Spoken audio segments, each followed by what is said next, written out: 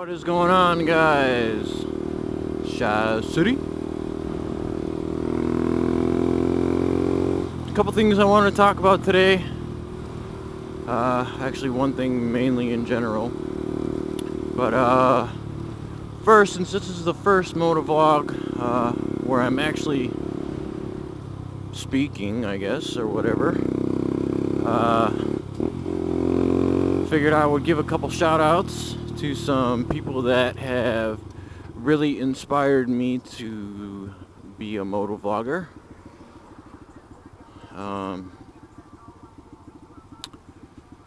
First off is nah. What is that? It's a Honda Grom. How much does something like that cost? 3,300. Really? That's nice. That's something that I would. It's a 125. It's got gears and shit too. How much costs the tank? It takes 1.5 gallons. It goes 110 miles a gallon. Nice. How fast it go? With me on it, I can do 73, 75. Nice, man. Thanks.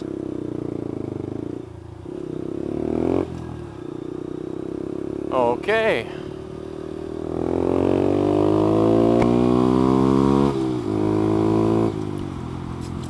Well, there's another little Grom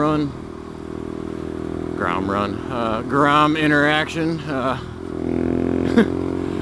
For those Grom people who don't know, that is exactly the type of shit that you get asked on a daily basis. How fast does it go? How many miles a gallon?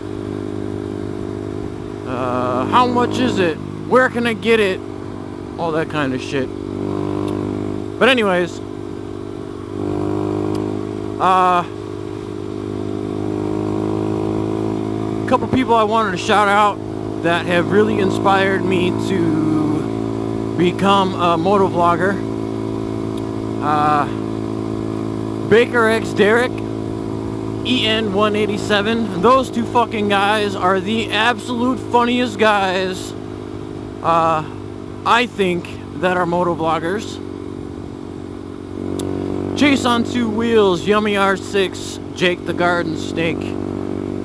Those dudes post consistent vlogs, and they've got tons of them. I watched those guys probably the longest. Jake the Garden Snake was who I subbed to first.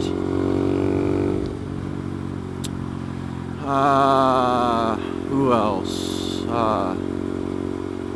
AccidentalBroadcast and Downshift83. Those guys are at the complete end of the spectrum when it comes to motovlogging, and by that I mean one rides a supermoto, the other one rides an R1. But what I mean, and by dumping them in a category together, those guys do, in my eyes, some of the most cinematic stuff, and they've got the best visual experience when it comes to vlogging. There's a bunch of other vloggers that I follow too.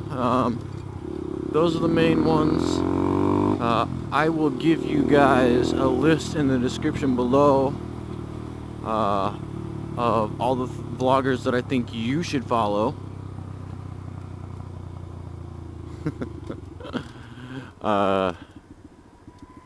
And hopefully you guys give them a like, subscribe, whatever. But anyways, what I wanted to talk about was group riding. And by group riding, I'm not talking about, 10, 15 bikes. I'm talking about, 50 bikes, 100 bikes, all the way up to thousands of bikes. Think of Sturgis. And what makes me bring this up is, I'm not sure if you guys seen this Ride of the Century video lately, but it's gone pretty viral, I guess. Long story short, a couple people doing wheelies on the highway, and did something, I'm not sure exactly what it was, to get these guys' attention off the road. But, you know, there's a bunch of people that end up dumping their bikes in the video. You can see them tapping the helmet like there's a cop. You can see them motioning that they're going to turn or whatever.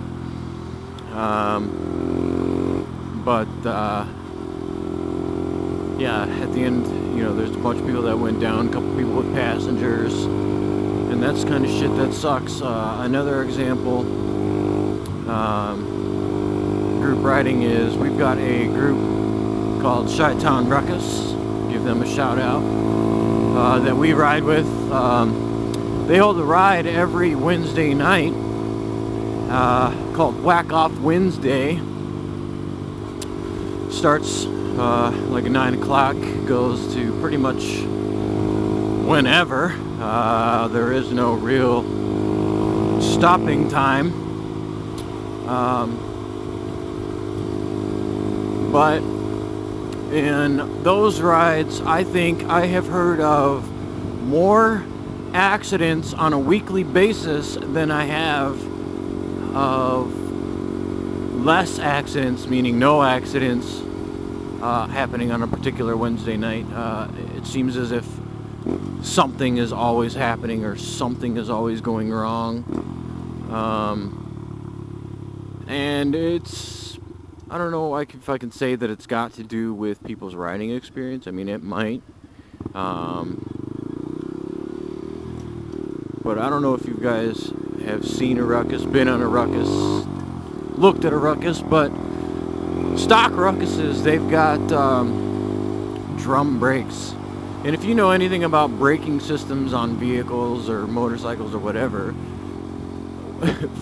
for lack of anything better, drum brakes absolutely fucking suck. It takes a lot longer to stop. I can't fucking shift this bike today. It takes a lot longer to stop, you know, which equates into longer distances. But long story short, they group ride. So it's got to deal with this whole subject. Hey. You know, group riding is one of those things where, me personally, I think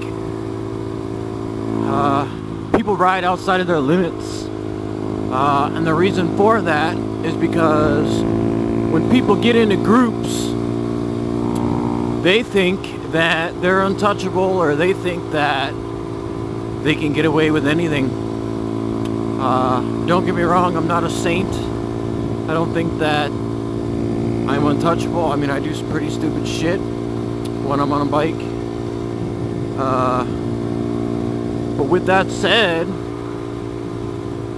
I tend not to put myself in a situation where if I am riding in a group, I would not affect them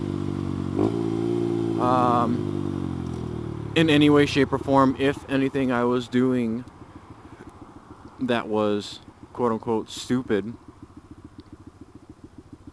were to affect them. What I mean by that is wheelies and stoppies or fucking whatever.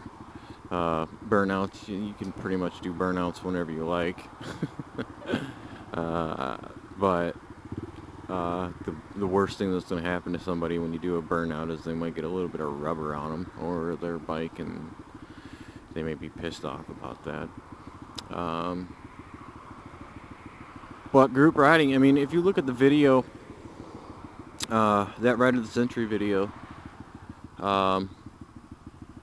they